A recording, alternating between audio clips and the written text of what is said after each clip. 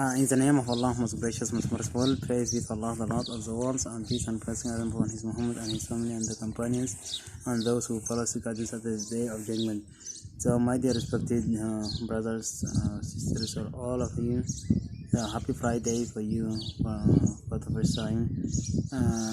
The last week, the last unit, we spoke about listening skills as an skill, listening stage, and that is the first unit. So in this unit you are going to take the speaking skills as a unit of how you can speak as a native speakers.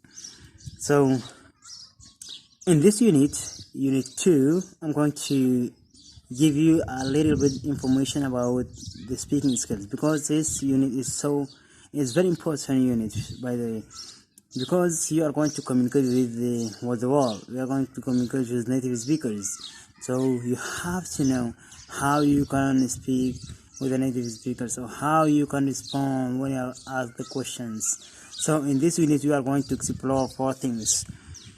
In this unit we are going to explore the speaking process and the difference between spoken and written language, and speaking skills, and speaking in the classroom or outside the classroom. That can be as an one. So let us take firstly the listening, the speaking process.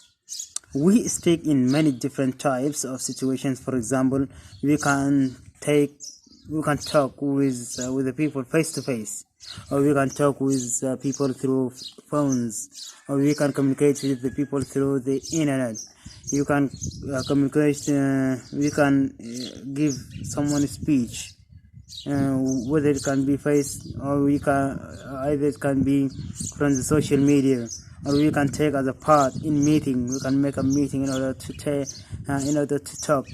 We can also asking strangers for directions. When you went to a place which is unknown for you, you can ask strangers. You can ask the people, where is this place, where is that place. And you can also chatting with friends. When you are sitting in a round, you can ask your friends in chatting. You can communicate with them.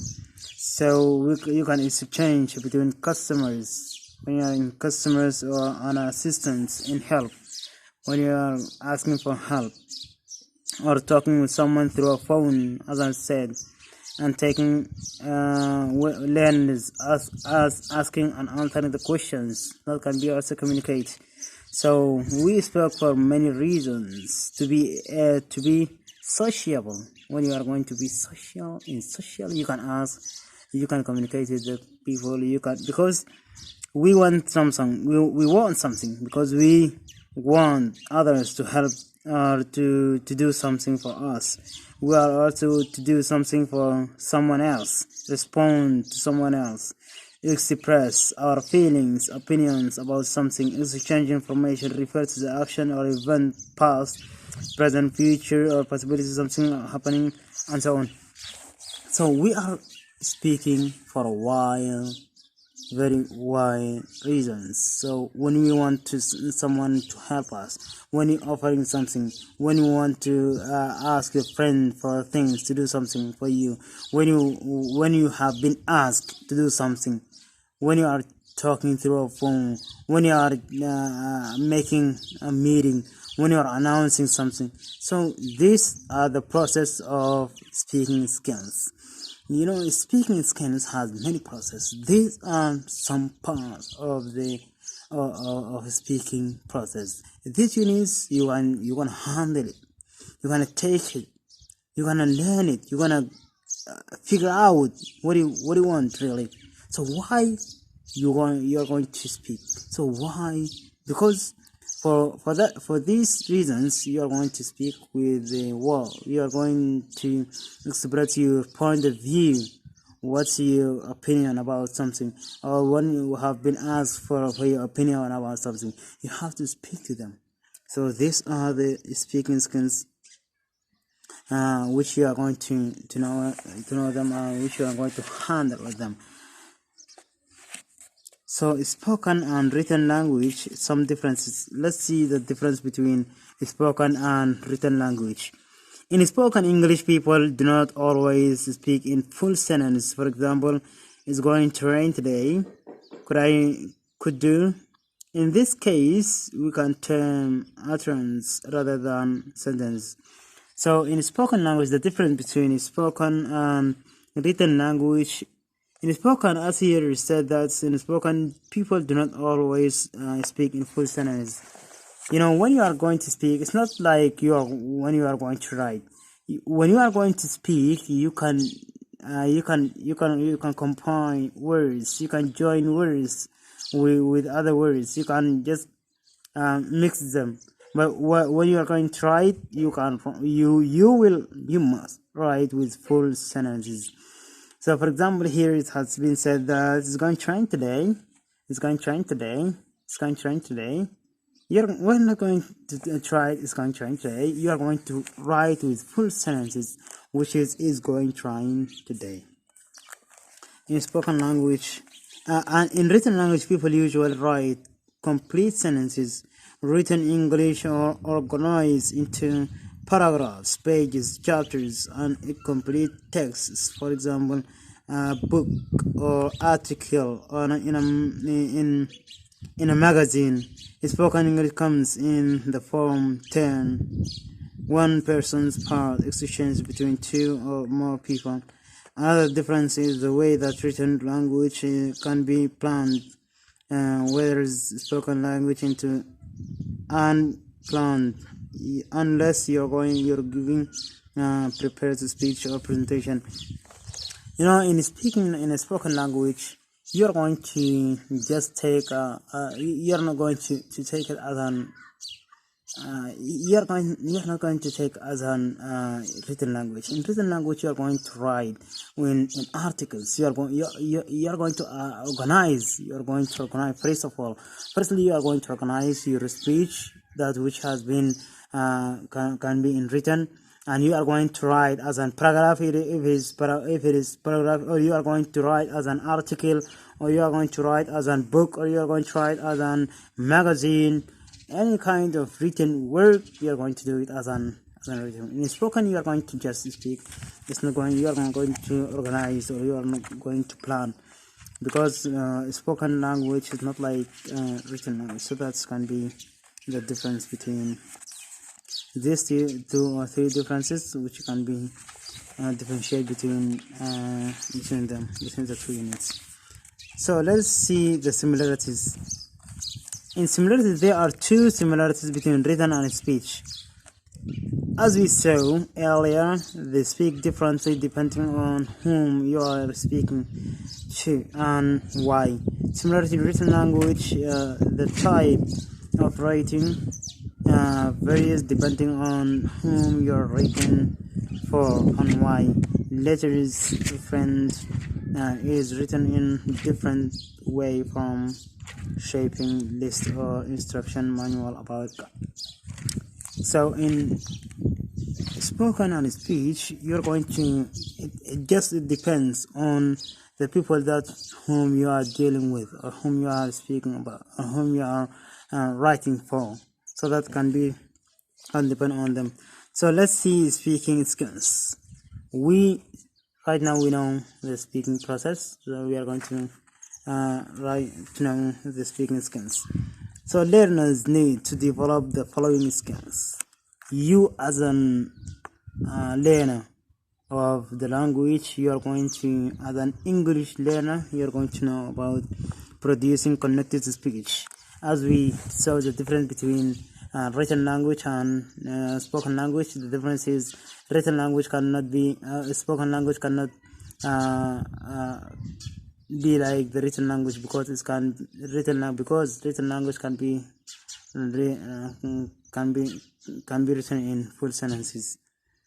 So the ability to interact and taking round gaps in their knowledge, speaking in a range context, and planning accuracy and fluency. In speaking language, you are going to develop your fluency. You have to be fluent. You have to understand the native speakers, because native speakers speaking very quick, in a very quick way. They're speaking fluently. So you have to know, you have to listen more when you are going to speak. Speak well, speak. Because as I told you before in the first unit about listening skills, then you are going to speak. Because when you listen for someone, for example, when you meet a native speaker, you are going to listen to him, or you are going to listen to that person, that native speaker. You are going to listen to him firstly, and then you are going to respond. So your response can be very accuracy and can be very fluently. That can native speakers also listen to you in order to complete your way. So let's see speaking in a classroom. In a classroom, we need to get our learners to practice both production and interaction. Sometimes we want to get our learners to practice production error-free language. Other times we want our learners to concentrate more in interaction and becoming more fluent. You know, in the class, you're going to follow more carefully, to focus on the production, the production so much rather than interaction. You know, interaction is also production and interaction. Both of them you have to handle both of them, because these are very important skills which you are producing in the classroom. In the classroom, you are going to focus more in interaction, in interaction and what, and in practicing both production and interaction. Production with the interaction you are going to handle with them both, because both of them are important in speaking activities that which concern the getting learners well-known knowledge production around phrases. And you have also to know about the grammatical stages, about the grammatical structures range from activities. You are going to give them drills. That means using drills, the teachers, you have to control your class by the learners. You have to say to them, you must respond to the learners in a good way. You have to control your class. You have to give them drills. You have to give them activities about both production and interaction, both of them. You have to give them chance, to use the language, not to just to know about the language. They have to use the language rather than knowing the language. Knowing the language, that cannot help you. You have to use it. You have to know the language and you have to use it, so that you can be very accurate and very fluently in the language that you are learning to. You have to make a plan. You have to set a plan. You have to set a plan in order to learn your learners. You have to give them drills. You have to give them many activities. You have to make them in groups. For example, you have to make 2 or 3 groups which combine many students, or many students from the learners. You have to give them many activities. You have to share them. You have to respond them kindly, so that they can learn easily and they can understand easily. So I'm going to stop here, and I'm not going to go further, because this unit just is a speaker unit and is very interesting unit. So this unit 2, which is the speaking skills, and last week we spoke about the listening skills. So right now, when we introduce that the skills, which are 4, right now we complete 2 of them, which is listening and speaking. Right now we are going to have reading and then the writing, which is the last skills. So thanks very much. See you next week for the coming unit, which is going to be about reading skills.